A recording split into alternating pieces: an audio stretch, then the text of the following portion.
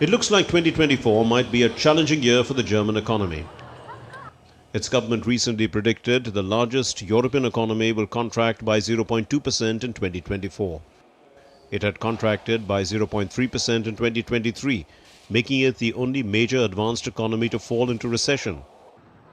Weak domestic and foreign demand, high interest rates and costly energy are the key reasons for denting Germany's manufacturing sector. Germany's slowing economy can have significant ripple effects on the finances of the European Union. Reduced demand for goods and services from other EU countries could create a vicious cycle, leading to lower tax revenues and Germany's ability to contribute to the EU budget, thus potentially restricting EU policy ambitions. The EU may need to adjust its fiscal policies and divert its scarce resources to support struggling member states. There could be increased market volatility affecting investments. All this could affect the political stability in the region. At the 10th Berlin Process Summit in mid-October this year, leaders from the Western Balkans and some EU member states discussed enhancement of the CEFTA to better integrate the Western Balkan region into EU-compatible policies. Unblocking CEFTA also allows several other agreements to now be activated. For instance, on cross-border work, permits and region-wide e-commerce rules. The German economy is highly interwoven with other economies in the European Union. The European project is still much sought after, and smaller countries are still hoping to accede to the Union. By meeting the requirements of the EU's common values of human dignity, freedom, democracy, equality, the rule of law, human rights, and a functioning market economy. Our aim, anyhow, is to make Albania become a member state-like country in the terms of doing all the homework. But here's the thing. Germany's economic slowdown is likely to impact the economies of both Italy and France. Many Italian and French companies are part of Germany's supply chain network. Germany is a significant source of foreign direct investment for both Italy and France. The Paris Auto Show in October expectedly focused heavily on electric vehicles, even as demand is slowing. But importantly, as the EU is gearing up to impose tariff on Chinese-made EVs, despite the strength of European brands. This year, commercially, it's actually pretty rock and roll for us because we launch almost one car every month, and this week I think it's a firework with the Renault 4, the Dacia Bigster, the Duo at Mobilize, and the 390 of Alpine. The EU as a whole hopes to achieve climate neutrality by 2050. These targets are coming with high initial costs. Industries reliant on fossil fuels are facing increasing challenges, even as investments in clean energy are driving innovation. The energy transition presents both challenges and opportunities. It is balancing these factors that is key to balancing the growth potential of the German and consequently the European economy as a whole. The Economic Brief, DD India.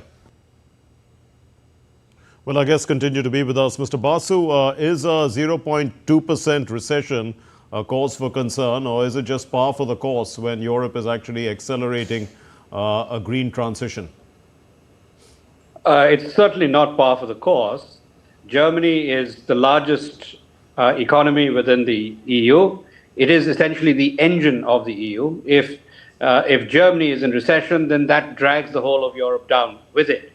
And there was a long period after German reunification between 1991 and about 1999, during which Germany was called the sick man of Europe. And unfortunately, that is returning, albeit in a more modest form. But for 2 years, for an economy to be contracting for 2 consecutive years is pretty severe. And it is contracting in terms of real GDP. That means per capita incomes are coming down even more. And this is a significant problem. Also, at the moment, there is very little fiscal room for maneuver across Europe.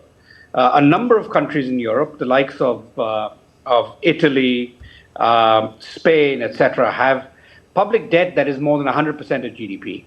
And consequently, there's very little fiscal room for maneuver. Germany, of course, does have more room for maneuver, but even Germany has run deficits that are outside the Maastricht criteria for some time. Right. So with very little fiscal room for maneuver, the only thing that can happen is for the European Central Bank to keep cutting interest rates. It's already done so twice this year. They'll probably need to do more as we go forward in order to make the cost of funding cheaper. And the basic problem in Germany really is that Germany used to get more than half of all its energy from Russia. Right, exactly. And so Germany moved in lockstep with the United States in imposing sanctions on Russia. And even though that was against Germany's own national self-interest. Sure, Mr. Basu, I'll come back to you. I'll come back to you on the larger question about Europe, but let me bring in Mr. Bhattacharjee here. Does the German auto industry, in your opinion, need protection? I think, the way the third largest economy in the world has been struggling, for the last 2 years, although, they are trying to say that in 2025 they are going to grow 0.5%, but being a... But they are a high-tech economy. Absolutely. Being a, manufacturing behemoth, and where manufacturing is failing because of various cascading issues around, I think the auto industry of Germany needs a boost, and the boost will have to factor in, what challenge is coming primarily from China.